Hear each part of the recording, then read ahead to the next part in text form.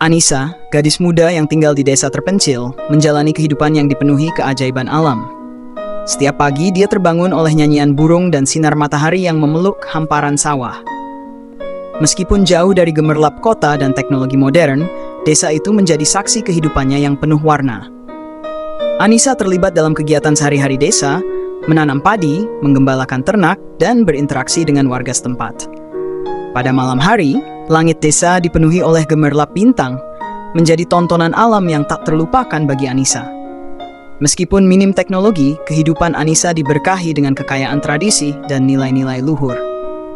Cerita nenek moyang yang diwariskan dari generasi ke generasi menjadi bagian penting dalam membentuk kepribadiannya. Suatu hari, datanglah seorang perantau yang membawa berita dari kota.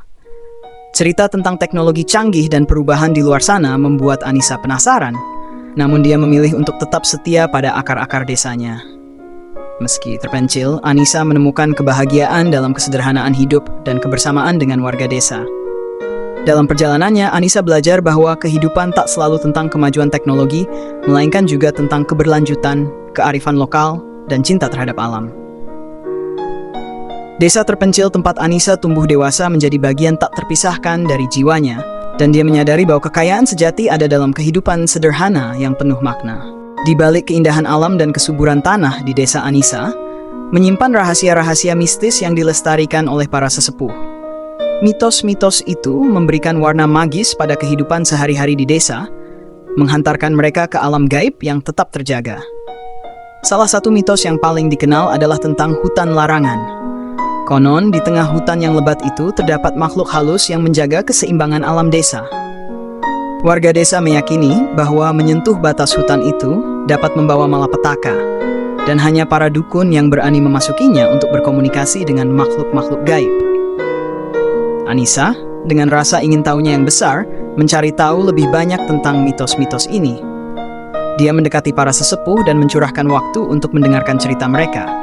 Diceritakan bahwa setiap purnama, desa dihiasi oleh tarian cahaya makhluk halus yang tak terlihat oleh mata manusia biasa.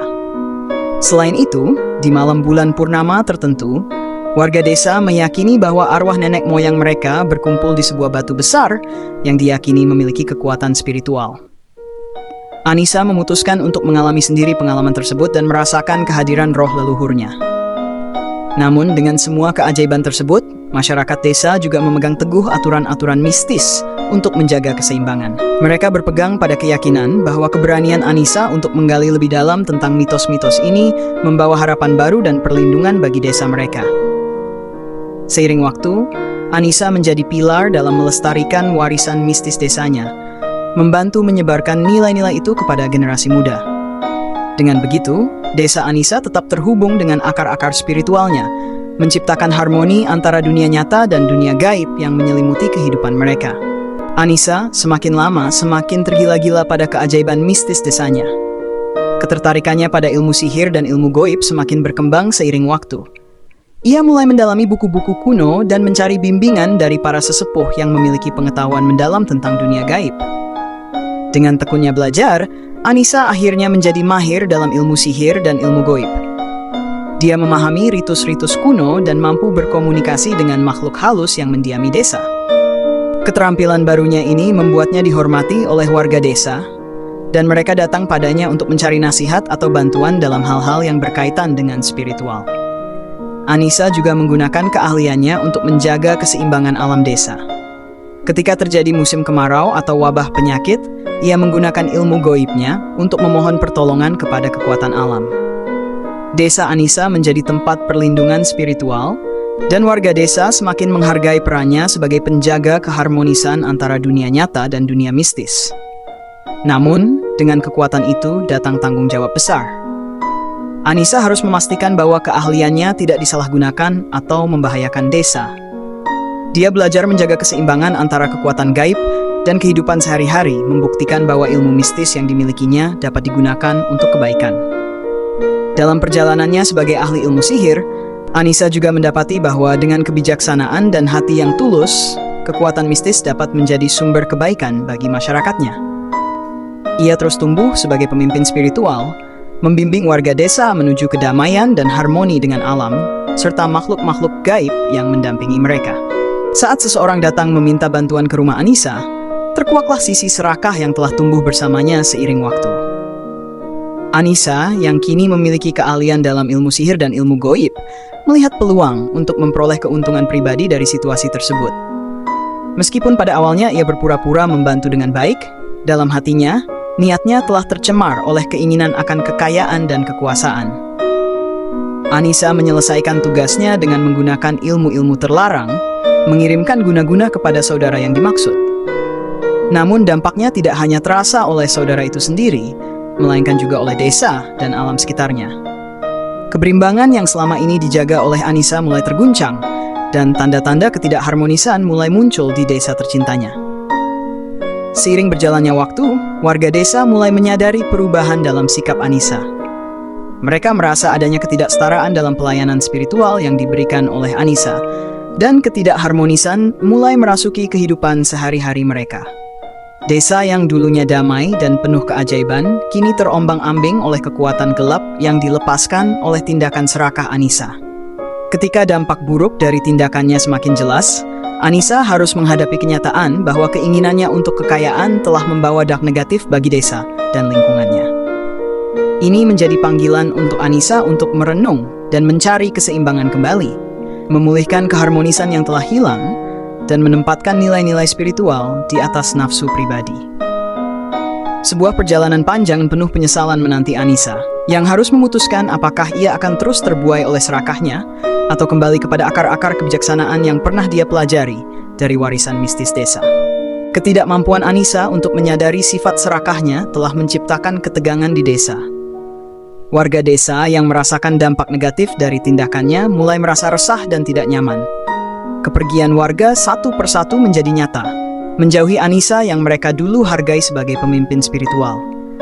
Desa yang semula harmonis dan penuh keajaiban sekarang terasa hampa, terlupakan oleh cahaya spiritual yang dulu dihadirkan oleh Anissa.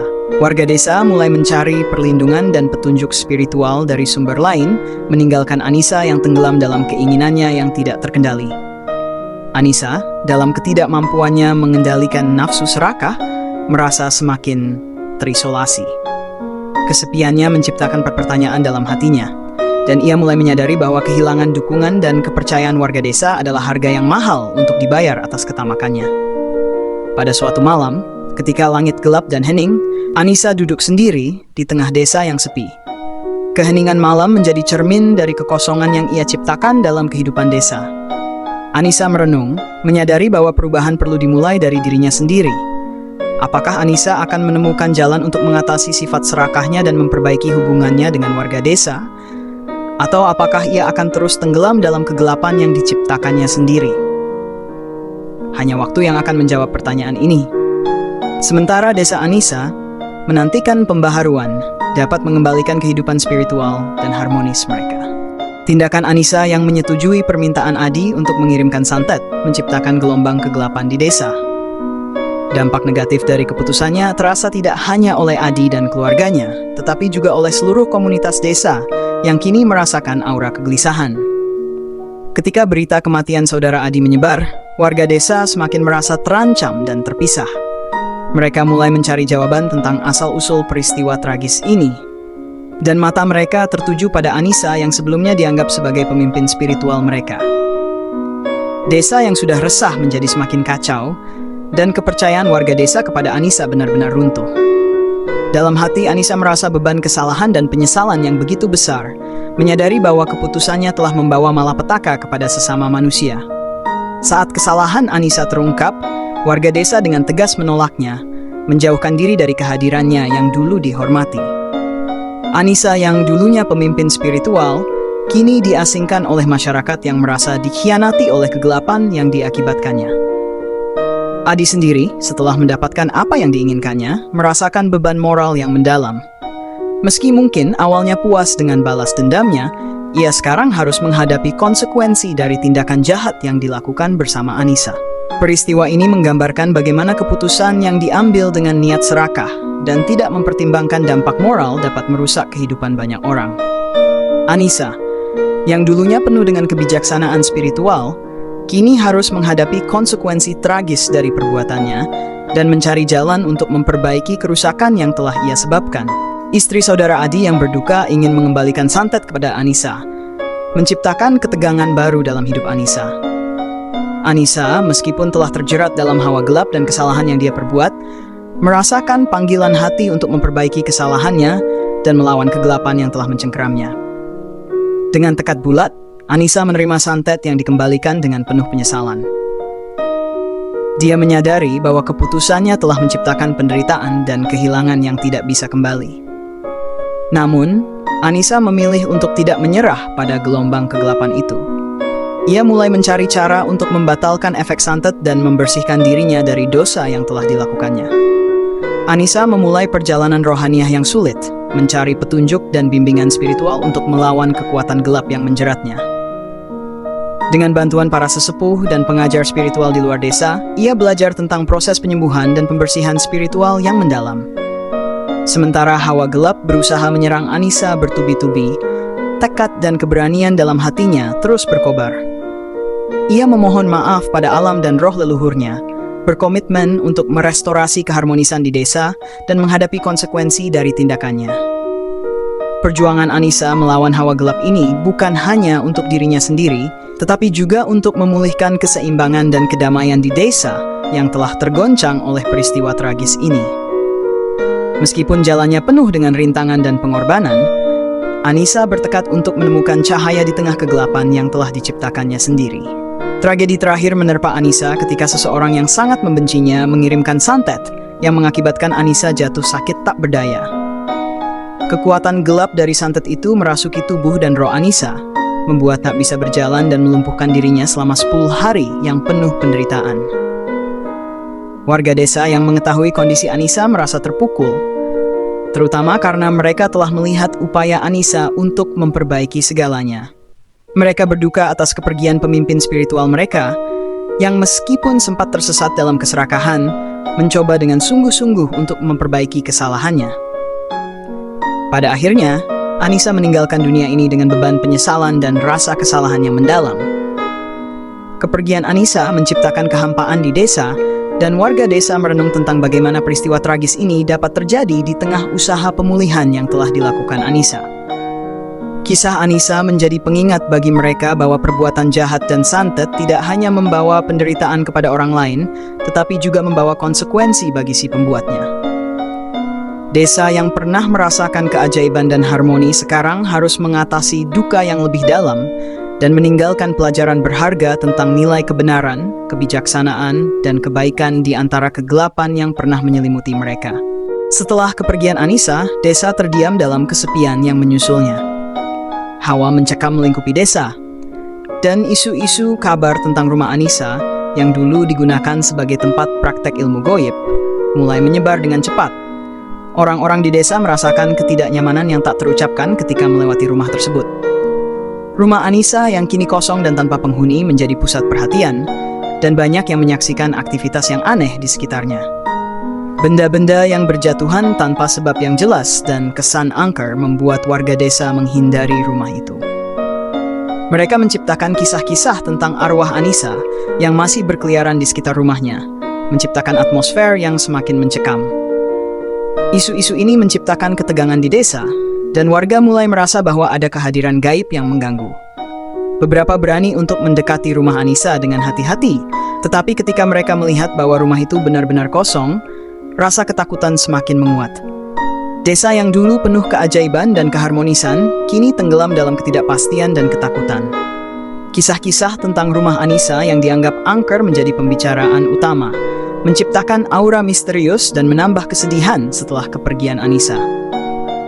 Desa Anissa, yang sebelumnya terkenal dengan kehidupan spiritualnya, kini harus menghadapi masa depan yang tak pasti. Mencari cara untuk menyembuhkan luka-luka yang ditinggalkan oleh Anissa, dan mengembalikan kehidupan harmonis yang pernah mereka nikmati.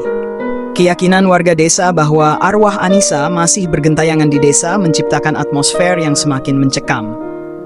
Mereka meyakini bahwa Anissa masih mencari kebenaran tentang pengirim santet yang mengakibatkan kematiannya, menciptakan kehampaan dan ketidakpastian di desa. Cerita-cerita tentang penampakan Anissa di malam hari atau kehadirannya yang dirasakan oleh beberapa warga desa semakin memperkuat keyakinan bahwa arwahnya belum menemukan kedamaian. Rumah Anissa, yang sebelumnya dianggap angker, kini menjadi pusat spekulasi dan ketakutan. Beberapa warga desa yang merasa terpanggil untuk memahami kebenaran berusaha berkomunikasi dengan arwah Anissa melalui ritual-ritual spiritual. Mereka mencoba menenangkan roh Anissa dan memberikan petunjuk untuk menemukan siapa yang sebenarnya bertanggung jawab atas pengirim santet tersebut. Hawa misterius dan ketidakpastian melingkupi desa, menciptakan ketegangan di antara warga. Beberapa berpikir bahwa untuk mengusir arwah Anissa, mereka perlu menyelesaikan misteri di balik kematian dan kesengsaraannya. Namun yang lain takut terhadap kekuatan gaib yang mungkin mereka hadapi dalam perjalanan mencari kebenaran ini. Desa yang dulu penuh dengan keajaiban dan kehidupan spiritual, kini menjadi tempat yang penuh dengan ketidakpastian dan rasa takut. Masyarakatnya terbagi antara yang mencoba memahami arwah Anissa, dan yang lebih memilih menjauhi kehadirannya yang dianggap menakutkan. Hingga saat ini, arwah Anissa terus bergentayangan, mencari jawaban dan kebenaran yang akan membawa kedamaian pada rohnya yang tak tenang.